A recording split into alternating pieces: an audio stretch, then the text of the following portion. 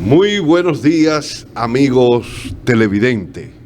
Hoy, como todos los días, de lunes a jueves, estamos con ustedes en el otro enfoque con Darío Cuba y Tito Olivo. Hoy tenemos un programa especial. Vamos a estar comunicados con Héctor Manuel Díaz desde México, un excelente comunicador. Y vamos a hablar de el gobierno de Andrés Manuel López Obrador, AMLO. Ustedes se pueden conectar con nosotros a través de cualquier dispositivo electrónico en cualquier parte del mundo, colocando solamente cananga.tv. Usted le da clic ahí adentro, ahí arriba, y va a entrar inmediatamente. También nos puedes ver esta noche a las 9 de la noche, también a través de cananga.tv. Y si no nos puedes ver directamente, pues nos puede ver diferido a través de YouTube a cualquier hora que usted desee. Solamente tiene que registrarse y poner cananga.tv, el otro enfoque con Darío Cuba, y darle a la campanita y usted va a estar recibiendo todas nuestras propuestas. Vamos a un corte y cuando regresemos vamos a estar con Héctor Díaz desde México.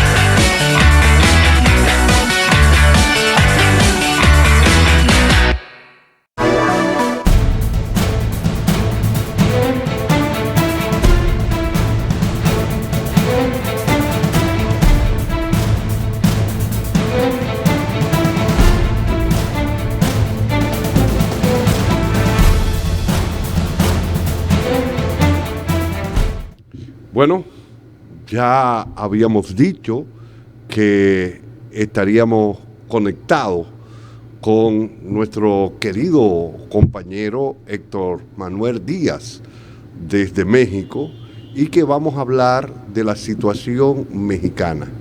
Vamos a hablar sobre el gobierno de AMLO, sobre las elecciones que hubo, cómo quedó Morena y sus partidos aliados, en este caso el PT, que es el Partido de los Trabajadores, que es una fuerza política también que fue aliada para hacer historia, y se hizo historia en el año 2018, y que esa historia se está llevando a cabo y se está construyendo paso a paso. La situación tampoco es lineal ni es tan fácil como muchos planteamos, pero yo estuve como observador electoral en México y vi el triunfo nuevamente de Morena y cómo se está moviendo la derecha y cómo se está actuando en México. Para eso queremos ver y queremos hablar con Héctor Manuel Díaz, que está allá en México y que tiene una visión como comunicador mucho más cercana y mucho más global que nosotros. Vamos a ver si ya podemos enlazar a Héctor Manuel. Sí, ahí está nuestro hermano Héctor Manuel Díaz. Buenos días, Héctor Manuel Díaz. ¿Cómo estás, Darío? Saludos a todos los que nos hacen favor de vernos a través de Cananga. Básicamente, bueno, manifestaste varias cosas, varias preguntas o varias ideas que se podrían platicar muy bien sobre lo que está pasando en México. Bueno, como recordarás, en el 2018 se ganó de manera arrolladora. El presidente Andrés Manuel López Obrador se puede decir que es el presidente más votado en la historia reciente de México. Más de 30 millones votaron por él.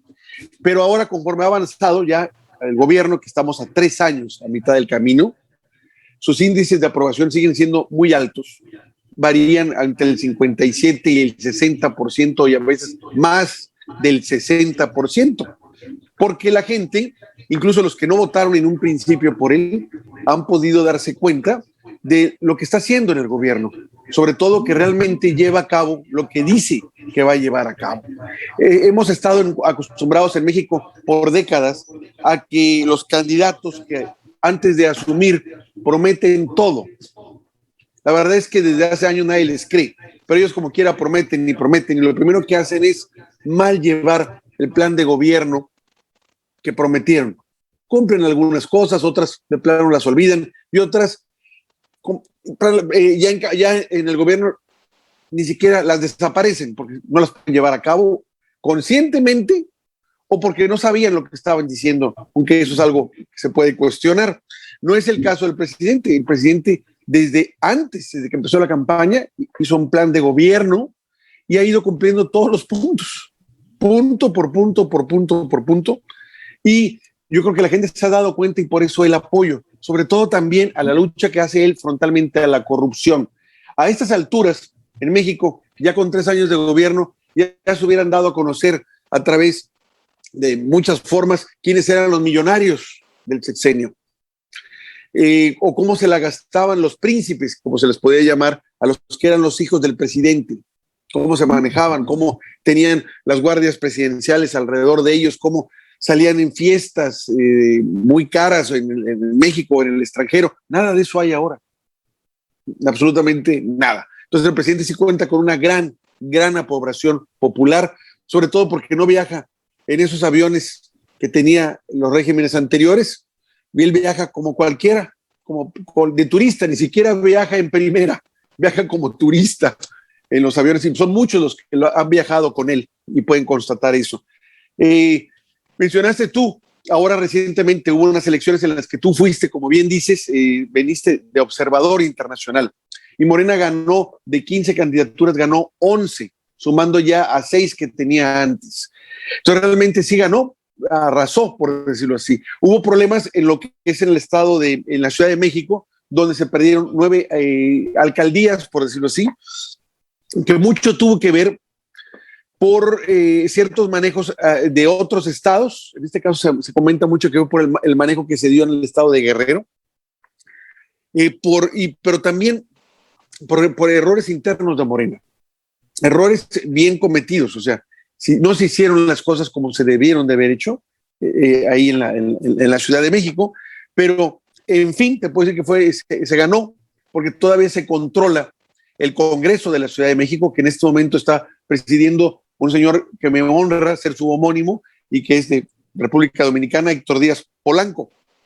Él, que es amigo y que lo está ahorita en estos momentos presidiendo el Congreso de la Ciudad de México, por mayoría de Morena. Dime, ibas a decir algo. Sí, conocemos a Héctor Díaz Polanco, es ciudadano dominicano, aunque fue cooptado ya hace muchos años por México. Entonces, un gran amigo nuestro también, y le deseamos que ponga en alto el nombre de la República Dominicana en ese nuevo cargo que tiene allá en el Congreso de la Ciudad de México. Pero quería hacerte una pregunta. ¿Qué tuvo que ver la línea 12 del metro con la pérdida de posiciones o puntuaciones de Morena en Ciudad México? Mira, realmente se ha manejado eso, pero no, de que ha de haber afectado, sí, pero no tanto como le hubiera gustado a la derecha, porque bien se demostró que no fue responsabilidad de Claudia Sheinbaum, ni de cuando estaba, en este caso, Marcelo Ebrard, ¿sí? Estaba una persona que salió, que no era del PRD en ese entonces, tampoco era de Morena, pero que fue el candidato del PRD en ese momento. Entonces ahí se centró el asunto donde fue el problema. También se vio que hubo transparencia por parte del gobierno de la Ciudad de México para decir, oye, bueno, esto se hizo, esto no, esto pasó. Y si bien, y el caso empezó a apuntar, si bien se buscó señalar a la jefa de gobierno, y efectivamente se dice que le ha de haber afectado esto en los votos, lo que se considera que afectó más fueron dos cosas. El asunto de una candidatura que fue cuestionada por las feministas en el estado de Guerrero, y que al final en ese entonces a Félix Salgado Macedonio era el candidato lógico de Morena, porque era el candidato que las encuestas iba, pero mucho, muy arriba, y se le empezó a acusar de violación sexual y acoso sexual y todo, acusaciones que finalmente los que la promovieron la retiraron, pero en ese momento hicieron tanto daño porque se suponía que el gobierno estaba respaldándolo. Sí, las feministas estaban muy ofendidas, y feministas incluso dentro de Morena,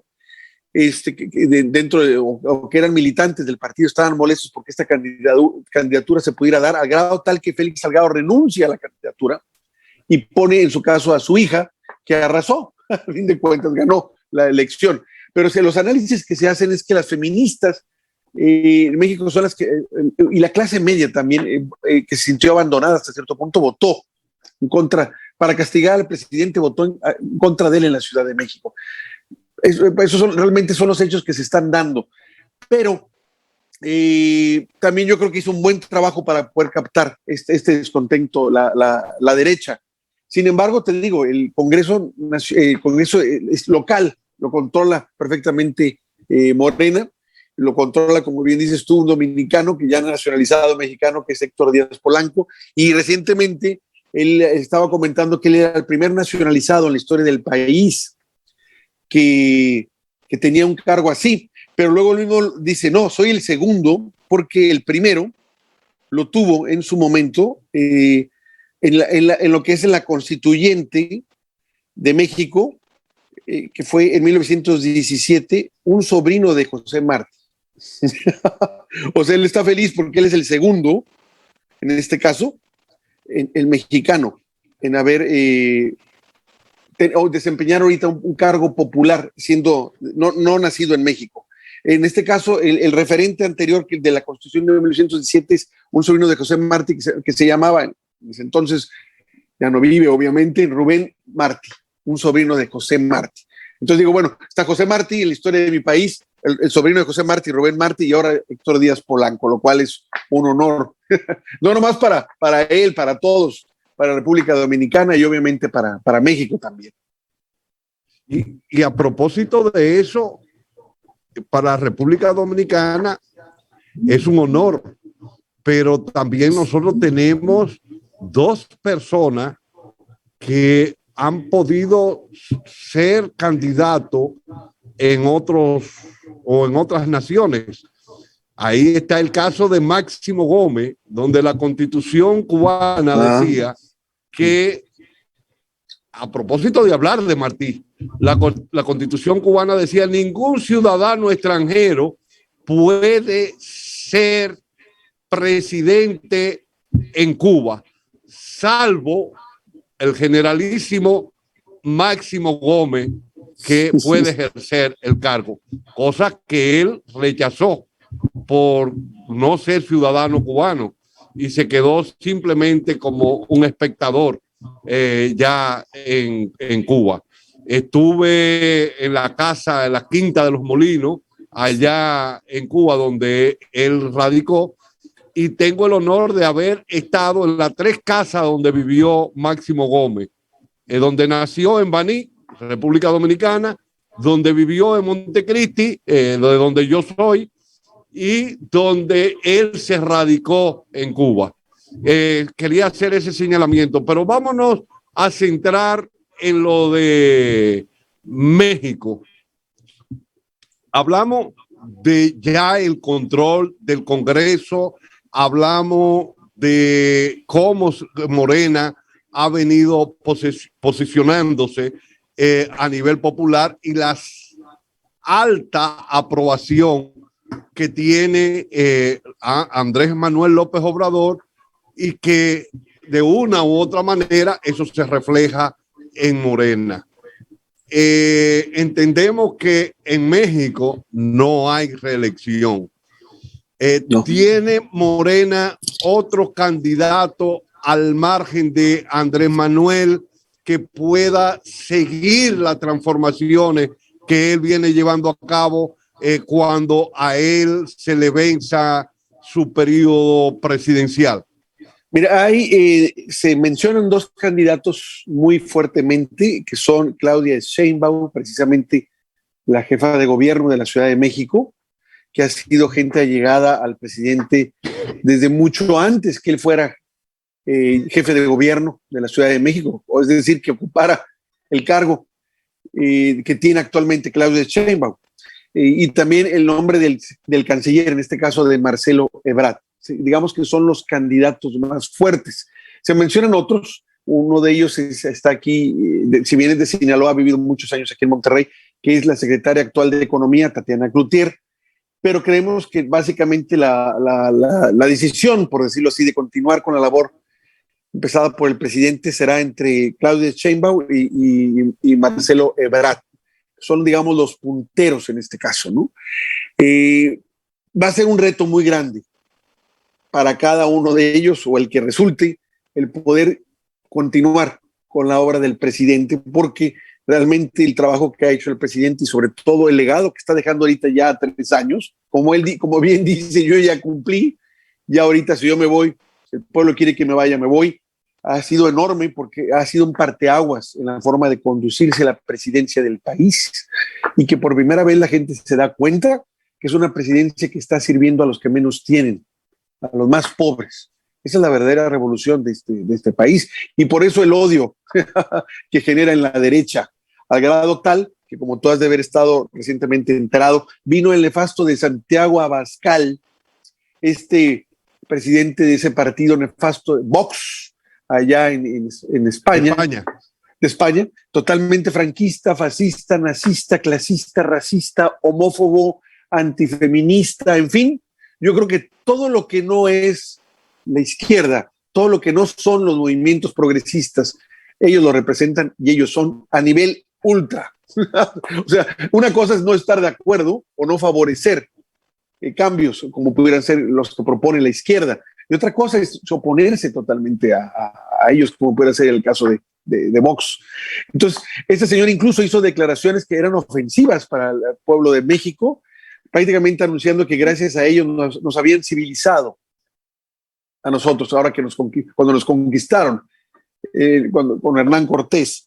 Y vino aquí, yo no sé cómo lo dejaron pasar, y no sé sobre todo cómo, yo creo que debe haber pasado escondido en una cajuela, porque si se hubieran anunciado con bombos y platillos que él estuviera aquí en México, gente hubiera salido a protestar.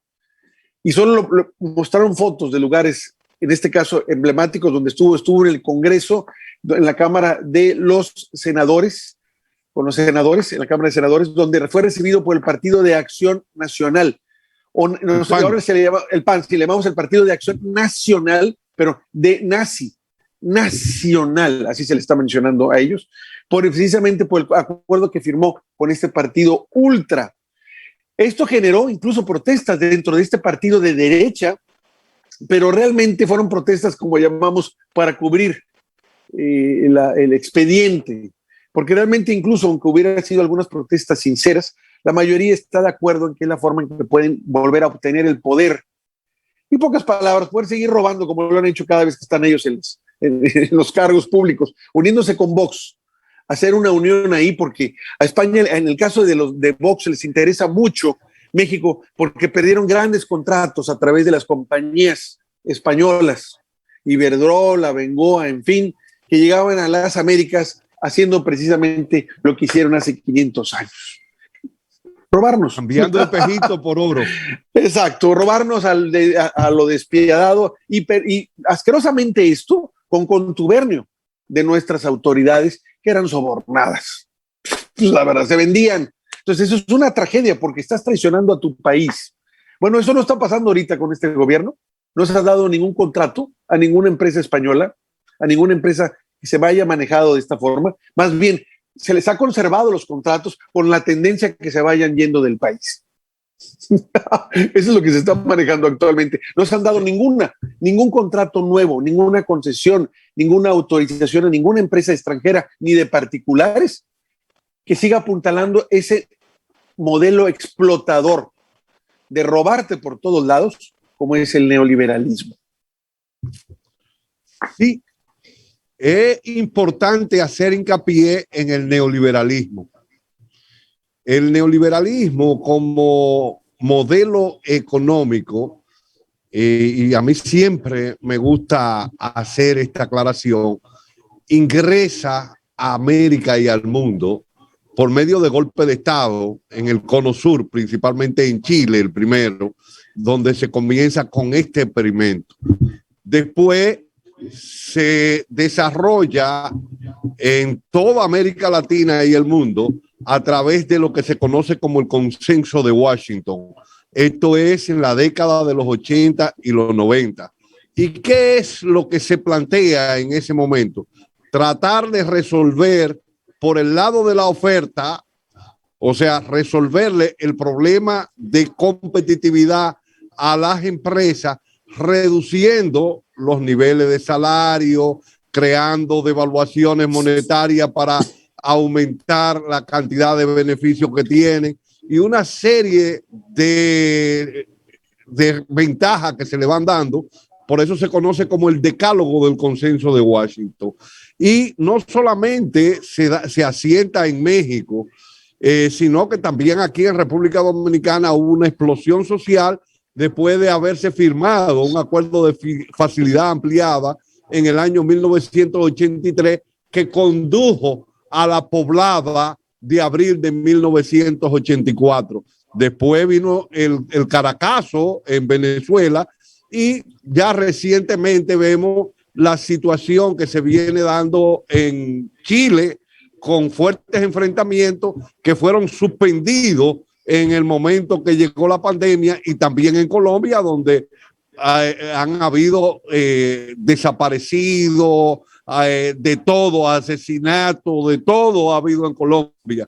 Eso lo vamos a analizar a fondo cuando estemos entrevistando a Caicedo, que no ha sido difícil poderlo contactar desde Europa, pero Gloria, que está en contacto con nosotros, y saludo a Gloria Flores ahí en Magdalena o en Santa Marta, que es la capital, tendremos esa oportunidad, y donde ustedes desde México van a tener la oportunidad también de poder contactarlo y hablar con él y difundirlo por los medios que ustedes tienen allá.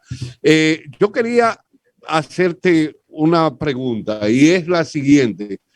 Morena es un partido movimiento donde se integran una serie de movimientos sociales, y entiendo que hay otro candidato que es como Fernández Noroña, que va por el PT y que pudiera ir en un bailoteo. ¿Qué posibilidad hay de que candidatos que no sean de Morena puedan ser llevados como candidatos a la presidencia por el grupo de organizaciones que plantearon en Juntos Haremos Historia? Mira, en el caso del que está particular que estás mencionando, es muy difícil. Tendría que pasar una de dos cosas. En primera, él que estuviera en Morena. No está Noroña inscrito en el partido. Esa es una. Y la otra es que por alguna decisión que ya se ha hecho, se hizo a nivel local aquí en el estado donde yo resido, que es Nuevo León, se escogiera un candidato externo, ¿sí? Y se escogió, y en este caso se alegó que era el que mayor posibilidades tenía, cosa que actualmente no está pasando eso si quedara Marcelo Ebrard o Claudia Sheinbaum. O sea, realmente en términos ahorita les hacen a 3 años prácticamente de la elección, les hacen encuestas y están muy arriba. La verdad, falta mucho todavía, pero están muy arriba. Entonces está algo complejo que Noroña pudiera, para empezar, tendría que meterse al partido, cosa que hasta el momento no lo ha hecho. Mucha gente lo respetamos y lo admiramos porque creemos que sí, él es uno de los que representa la cuarta transformación, pero no creo necesariamente que por esa situación él quede como candidato a presidente. Es algo complicado porque se tendrían que cumplir los dos factores que te estoy mencionando, ¿no? Sin embargo, yo me queda claro que él va a crecer todavía más, sobre todo por esta situación. Como te mencioné, vino la gente nefasta, yo le diría fascinación, es un fascista, pero a veces se combina el nazismo con el fascismo, que ese es muy perfectamente el caso de Abascal, a unirse con la derecha aquí. Ellos realmente no tienen apoyo popular, sí, realmente de la clase alta, por decirlo así, y tienen mucho dinero. Entonces van a empezar a manifestar, a golpear cada vez más a Morena, porque el próximo año va a haber también elecciones en varios estados aquí en el país, y para golpear obviamente al presidente y a los candidatos posibles a sucederlo. Entonces, en ese tenor, en esa posibilidad de campo de batalla que se avecina, Noroña sé que va a tener un papel destacado para atacar y devolver a la basura a la derecha que nos gobernó durante décadas. En eso él se pinta solo. Es una persona muy combativa, muy polemista. No conozco quién le gane, es la verdad. Entonces se va a lucir en ese enfrentamiento que se está ya por dar en unos meses más. Sabemos que la única forma en que la derecha se le ocurrió ahorita era vamos con los ultras para poder enfrentar lo que llaman ellos el comunismo. O sea, imagínate, ¿cuál comunismo? Yo creo que en primer lugar tendrían que estudiar, cuando menos meterse a Google para saber lo que es el comunismo y lo que está pasando en México, para entender que no pueden decir que está pasando eso aquí, porque no hay forma que lo puedan decir. La realidad no es así. Sin embargo, la realidad es algo que no les preocupa a ellos, si la idea de imponer una narrativa que les permita a ellos conservar sus privilegios les funciona, cosa que no ha sido ahorita así, pero van a dar la lucha por ese lado, eso nos queda claro. Entonces, en ese sentido contamos con Noroña como uno de los activos con los que cuenta la izquierda para poder hacer frente a toda esta basura ideológica que nos quieren imponer la derecha, simplemente para seguir conservando los privilegios que ahorita ya no tiene. Como bien dijimos, el presidente tiene unos índices de popularidad muy altos, no solo por el combate a la corrupción, sino también que es notorio que él dejó de ser el gerente, como él dice, de estos intereses o poderes fácticos. Ya no es el gerente de estas empresas que le decían qué hacer o qué les diera como concesión o como activo del país. Ya no es así. Y lo han entendido. Muchos están a la espera de estos poderes fácticos, ya están esperando que pase el presidente para poderse arreglar con otro. O otros están esperando a ver qué pueden hacer para volver a recuperar pues, los negocios que tenían antes, porque antes nos robaban a diestra y siniestra y aparte aparecían como los benefactores del país. ¿Tienes idea de eso? Es una verdadera aberración. Los benefactores del país para los que te robaban. Tan fácil es como darse cuenta en México que aquellos grupos que se apoderaron de concesiones de activos del país, es decir, que se privatizaron a favor de ellos, ¿cuál ha beneficiado a la población? Cuando los servicios han sido más baratos de los que pagaba la población, cuando realmente era de todos ese servicio y no estaba privatizado. ¿Cuándo? Nunca. En ningún momento. Yo te voy a hacer un análisis de aquí de República Dominicana. En el año 1997 se evacuó una ley que era la de capitalización de las empresas del Estado.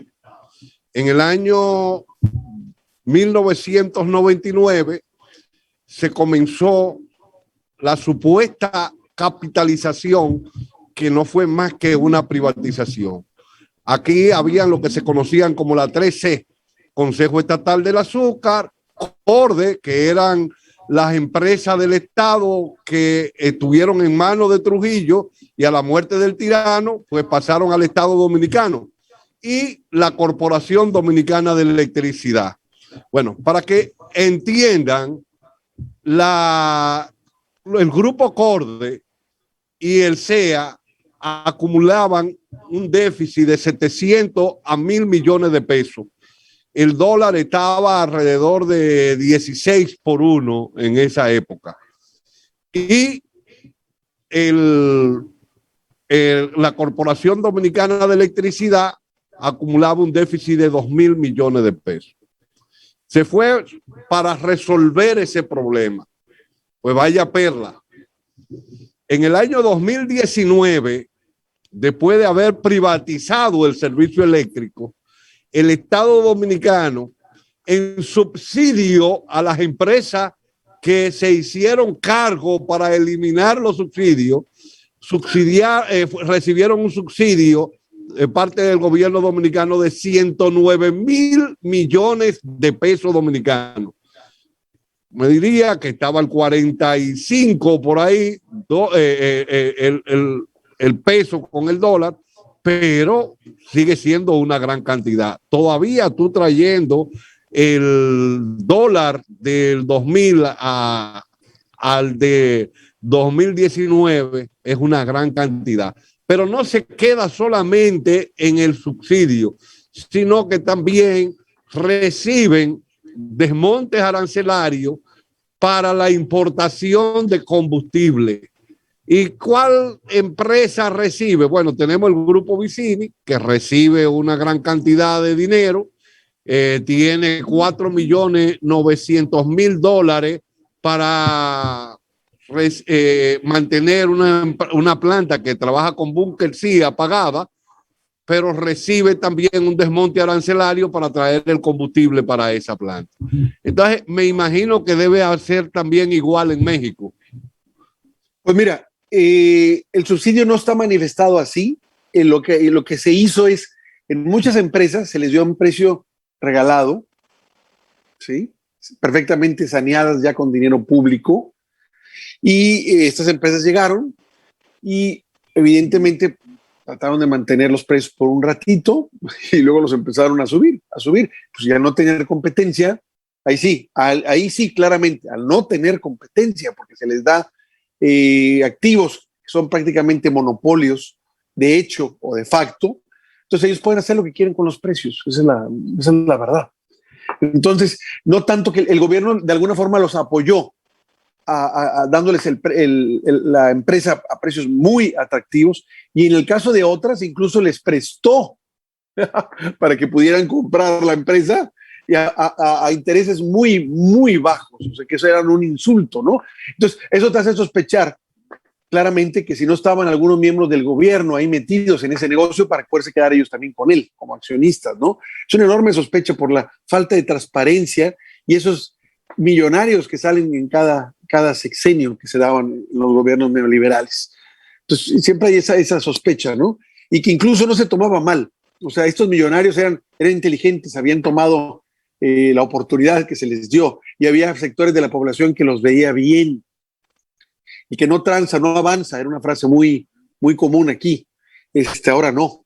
Lo que estamos buscando es que esta gente regrese lo robado, regrese lo que traicionó al país y que pague de alguna forma el daño que le hizo. Y si no, que acepte las consecuencias de vivir en el escarnio, de ser señalado como tú eres un ladrón, un traidor a la patria, que es lo que la gente le tiene que gritar a estos personajes cada vez que se los topa, como ya ha pasado, la misma historia de México lo registra, cada vez que ve a alguna persona, a Vicente Fox, que fue presidente de México, un tarado ahora, no sabemos qué le pasó. Él trae algunos problemas mentales, según por lo que notamos ahora cada vez que escribe en redes por cómo se expresa, ¿no? Y está el nefasto de Calderón, que nos metió en esa guerra inacabable sobre las drogas, que la gente ya cuando los ve les grita lo que son. Tenemos que volver, como alguien dice, a que la dignidad sea costumbre, para entonces poder interpelar a estos seres nefastos en la historia del país y ubicarlos en lo que realmente son: nefastos, traidores, ladrones, asesinos, para que no vuelvan a hacerlo en este caso, ¿no? Que corran, que corran a esconderse como cucarachas, es lo que estamos esperando. Así es, hermano. Es un modelo copiado al carbón en todas partes. Aquí las empresas estatales se entregaron por centavos. Yo recuerdo que en el momento de que se lleva a cabo la privatización del sector eléctrico, en la República Dominicana habían 3.000, casi 4.000 megas instalados y la demanda eran de 1.800 megas. Y se le entregó eso a precio de vaca muerta. Y ellos, desguazando plantas y cogiendo los equipos de uno para poner a otra, comenzaron a dar el servicio. Pero esto ha sido brutal. La ley de energía decía que era a costo mínimo que se iba a establecer el precio y se está estableciendo al costo máximo, o sea, con la menos eficiente. Y ellos siguen violando la ley. El gobierno sigue, los gobiernos que han pasado siguen dándoles oportunidades y esto es una realidad no solamente en República Dominicana y en México, sino en la patria grande, como se dice. Sí, muchas veces estas empresas son totalmente corruptas e ineficientes, incluso en términos de lo que en teoría justificó el que se les diera esa concesión. Lo que hacen es analizar quiénes son los candidatos en la próxima elección y apuestan a él, es decir, van y les financian las campañas como una forma de que sus intereses queden intactos, como una forma de seguir conservando sus canonjías. Eso es típico. Así se maneja el capitalismo realmente, esa es la verdad. Aquí en Monterrey, Nuevo León, que seremos unos 5 millones de habitantes, nos dicen que somos la ciudad más contaminada de América Latina. Ni siquiera el DF, que tiene 20 millones, imagínate. Y eso, el asunto es, nos dicen que es por el parqué de carros que tenemos. Imposible, porque en Ciudad de México, habiendo 20 millones de personas, hay mucho más. Lo que se ha descubierto es que son las famosas pedreras que manejan aquí las cementeras, las principales contaminantes, porque están muy cerca de la zona conurbada y no se quieren ir porque les resultaría algo costoso trasladarse más allá o contaminar en otro lado. Entonces, digamos que estas empresas son las que pagan para no irse a los gobiernos en turno y todas se venden, todos vienen aceptando. Entonces, cuando alguien repela por la contaminación, dicen, es que son los autos y ahora les vamos a crear un sistema de verificación en la que ellos van a ganar. Otro negocio, para que vayas tú a verificar que tu carro cumple con la normatividad de no contaminar. Pero es una forma de distraer el problema, porque ahora que hubo el COVID, que no había casi autos en la calle, la contaminación siguió. Había contaminación, porque no era nunca de los autos, era mínimo, era más bien de estas pedreras que representan a grandes intereses empresariales. Entonces, no deja uno cuando ve uno este tipo de cosas, de cómo estas empresas grandes someten primero sus intereses a los de la población, no deja uno de cuestionar ese capitalismo, el daño que hace.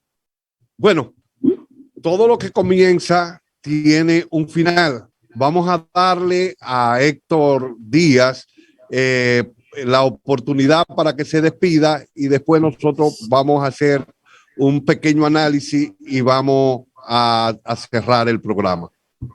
Pues básicamente, Darío, agradecerte la atención que estás teniendo en invitarme a tu programa, agradecer a los que nos hacen favor de vernos y esperarnos a ver pronto, que nos volvamos a poder ver pronto, conforme vayan avanzando los acontecimientos, no solo en México, sino en América Latina. Agradezco esta participación y hasta pronto. Hasta pronto, hermano. Darío no está, es Tito Livo de este lado de República Dominicana, pero da lo mismo. Somos una mutual. Tanto Darío Cuba como yo trabajamos en pareja aquí y desarrollamos este programa. Estuvieron ustedes en contacto con un gran comunicador de México, Héctor Manuel Díaz, comunicador de profundidad, con una gran cantidad de personas que lo siguen en YouTube y que va a estar con nosotros trabajando diferentes temas, ya sea temas políticos, temas culturales, o sea, de derechos humanos, todo esto lo vamos a estar trabajando, porque Héctor pertenece a una fundación que tiene que ver con la lectura, que es donde debemos enfocarnos para que esta nueva generación que vaya subiendo esté mejor formada. Decía Bolívar, Simón Bolívar, el grande de América, muchas veces no por la fuerza, sino por la falta de conocimiento. Y queremos que nuestra gente tenga los conocimientos necesarios. Vamos a un corte y cuando regresemos vamos a hablar un poco de la economía del continente americano y el modelo neoliberal.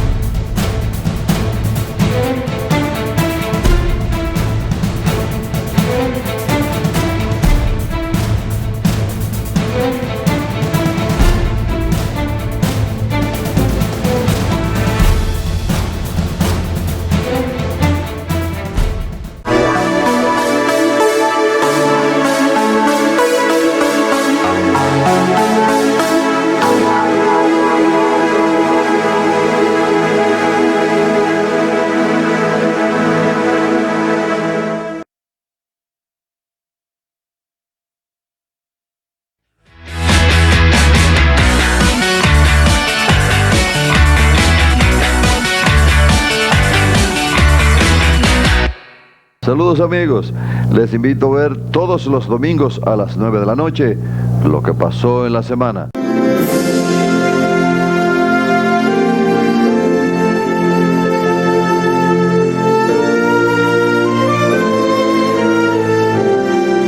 Esta revista informativa con los temas nacionales e internacionales, reportajes interesantísimos, véalo solo por aquí, por Cananga TV. Televisión en tus manos, con Darío Cuba. Todos los domingos a las 9 de la noche, lo que pasó en la semana.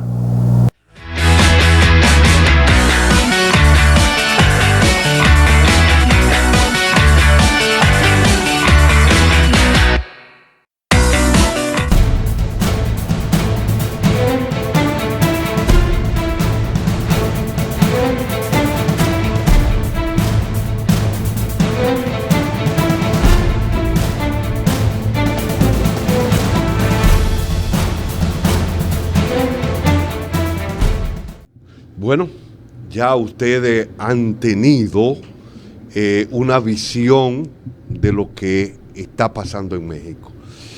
Y según nos cuenta nuestro querido amigo y compañero Héctor Manuel Díaz, la situación de México en la aplicación del modelo neoliberal es exactamente, prácticamente una copia, claro, con matices diferentes de lo que está sucediendo en República Dominicana y otra parte de Latinoamérica. Es por eso que debemos de luchar, de integrarnos para crear una transformación verdadera. No es fácil, porque muchas veces se cree que desde que se toma el poder ya la transformación está realizada. Decía una vez Pepe Mojica, que yo estaba en un evento en Uruguay, dice, hemos tomado un pedacito de poder y a partir de ese pedacito de poder tenemos que ir construyendo poder, desmontar ese modelo asesino, criminal, excluyente. No es fácil. Es un modelo que ha ampliado la brecha de desigualdades en todo el continente. Es verdad que ha generado riqueza, pero ha generado riqueza para uno poco y pobreza para la gran mayoría.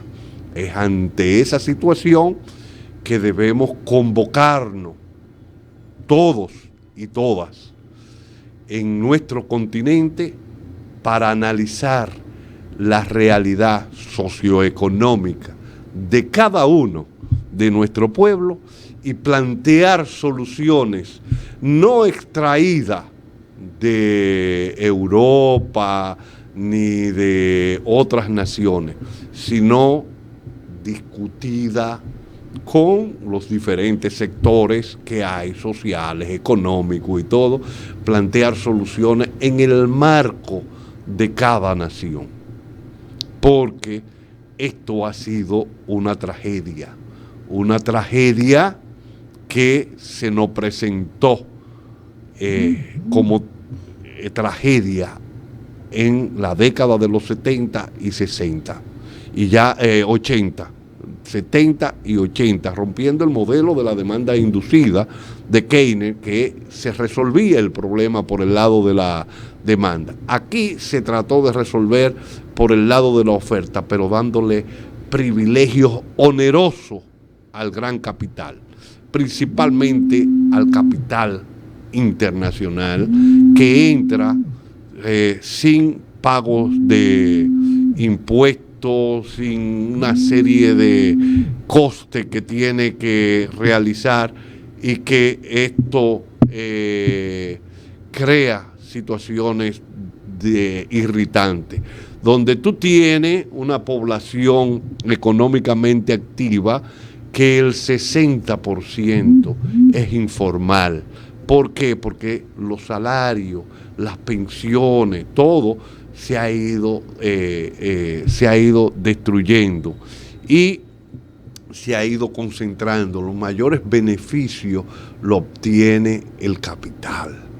Por eso usted va a una clínica grave y si usted, aunque tenga el seguro, me pasó eso con el hijo mío, que murió el año pasado de cáncer, y lo tuvimos que llevar a Sedimac, y presentamos el seguro, pero había que depositar 20,000 pesos inmediatamente. Y hubo que pasar la tarjeta ahí para ellos recibir esos 20,000 pesos. Claro, te lo van a devolver después, pero eso es una situación muy complicada y que para una persona que no tenga los recursos. Ahí está el caso de Claudio Camaño, que Claudio Camaño fue guerrillero, luchador constitucionalista, murió porque anduvieron de clínica en clínica y no lo recibían en un accidente de tránsito.